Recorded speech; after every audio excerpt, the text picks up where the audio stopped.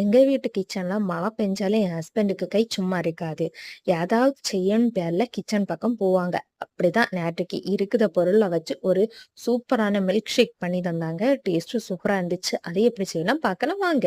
அதுக்கு ஒரு ஜார்ல பாலை கட்டி எடுத்து வச்சிருக்கோம். அந்த மிக்சியில போட்டாங்க. போட்டதுக்கு அப்புறம் அது கூடவே இந்த மில்க் மேடையும் ஒரு டீஸ்பூன் அளவுக்கு மில்க் மேடும் போட்டுட்டு பூஸ்டையும் போட்டுட்டு நல்லா மிக்ஸ் பண்ணாங்க. மிக்ஸ் பண்ணும்போது அது கொஞ்சம் க்ரீமியான ஸ்ட்ரெச்சர் வந்துச்சு. இந்த டைம்ல எடுத்து அதை ஒரு கிளாஸ்ல போட்டுட்டு சர்வ் பண்ணாக்கல டேஸ்ட் என்னமோ சுமாரா இருக்குன்னு தான் நினைச்சேன். ஆனா செம சூப்பரா இருந்துச்சு.